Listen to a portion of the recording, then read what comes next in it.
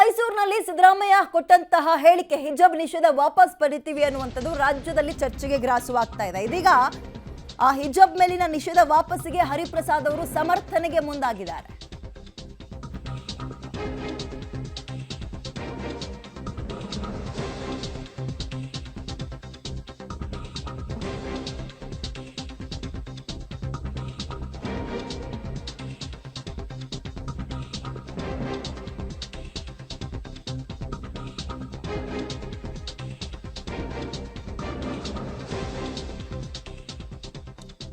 CM ಹೇಳಿಕೆಯನ್ನು ಸಮರ್ಥಿಸಿಕೊಂಡಿದ್ದಾರೆ ಬೇಕೆ ಹರಿಪ್ರಸಾದ್. ಹಿಜಾಬ್ ಬುರ್ಖಾ ನಡುವೆ ಸಾಕಷ್ಟು ವ್ಯತ್ಯಾಸ ಇದೆ. ಹಿಜಾಬ್ ಅನ್ನೋದು ತಲೆ ಮತ್ತು ಎದೆ ಮುಚ್ಕೊಳ್ಳೋಕಿರುವಂತಹ ವಸ್ತ್ರ. ಶಾಲೆ ಕಾಂಪೌಂಡ್ ವರೆಗೂ ಬುರ್ಖಾ ಇರಬೇಕು, ನಂತರ ಹಿಜಾಬ್ ಇರಬೇಕು ಅಂತ ಸಿದ್ದರಾಮಯ್ಯ ಅವರ ಹೇಳಿಕೆಯನ್ನು ಸಮರ್ಥಿಸಿಕೊಳ್ಳೋದ್ರ ಮುಖಾಂತರ ನಾವು ಅದನ್ನ ಮತ್ತೆ ವಾಪಸ್ ತರೋಕೆ ರೆಡಿ ಇದ್ದೀವಿ ಅನ್ನೋ ರೀತಿಯಲ್ಲಿ ಮುನ್ಸೂಚನೆ ಕೊಟ್ಟಂಗೆ ಕಾಣಿಸ್ತಾ ಇದೆ.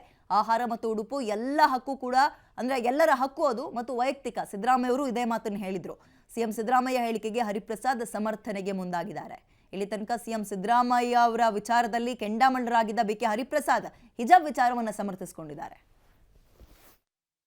ಈಗ ಭಾರತೀಯ ಜನತಾ ಪಾರ್ಟಿಯವರು ಸಮಾನತೆ ವಿಚಾರವನ್ನು ಮಾತಾಡ್ತಕ್ಕಂಥದ್ದು ಶಾಲಾ ಕಾಲೇಜುಗಳಲ್ಲಿ. ಸಮಾನತೆ ವಿಚಾರ ಬಂದಾಗ ಅವರು ಸಮಾಜದಲ್ಲೂ ಸಹ ಸಮಾನತೆಯ ಬಗ್ಗೆ ಮಾತಾಡಿದಾಗ ಅವ್ರು ಈ ವಿಚಾರಕ್ಕೆ ಗೌರವ ಸಿಗುತ್ತೆ. ಸಂವಿಧಾನದಲ್ಲಿ ಅಡಕವಾಗಿರ್ತಕ್ಕಂಥ ಸಮಾನವಾದ ಹಕ್ಕು ಅಂದರೆ ಆಹಾರ ಮತ್ತು ಉಡುಪು, ಇದರ ಹಕ್ಕು ವೈಯಕ್ತಿಕವಾಗಿ ಪ್ರತಿಯೊಬ್ಬನಿಗೂ ಸಹ ಇರತಕ್ಕಂಥದ್ದು. ಅದರ ವಿಚಾರದಲ್ಲಿ ಈಗಾಗಲೇ ಹೈಕೋರ್ಟ್ ತೀರ್ಪು ಬಂದಿರತಕ್ಕಂಥದ್ದು, ಸುಪ್ರೀಂ ಕೋರ್ಟಲ್ಲಿ ಇರ್ತಕ್ಕಂಥದ್ದು. ಆ ಸುಪ್ರೀಂ ಕೋರ್ಟಲ್ಲಿ ತೀರ್ಪು ಬಂದ ನಂತರ ಪಕ್ಷ ತೀರ್ಮಾನ ತೆಗೆದುಕೊಳ್ಳುತ್ತೆ. ಭಾರತೀಯ ಜನತಾ ಪಾರ್ಟಿಯವರು ರೈತರ ಬಗ್ಗೆ ಆಗಲಿ, ಹೆಣ್ಮಕ್ಕಳ ಮೇಲೆ ಆಗಿರ್ತಕ್ಕಂಥ ಶೋಷಣೆಗಳಾಗಲಿ, ಹೆಣ್ಮಕ್ಕಳ ಕುಸ್ತಿ ಪೈಲ್ವಾನರು ಏನು ಹೆಣ್ಮಕ್ಕಳು ಕುಸ್ತಿನಲ್ಲಿ ಮಾಡಿದವರು ಕಣ್ಣಲ್ಲಿ ನೀರು ಹಾಕಿದ್ರೂ ಸಹ ಅವ್ರಿಗೇನು ಬಂದಿಲ್ಲ.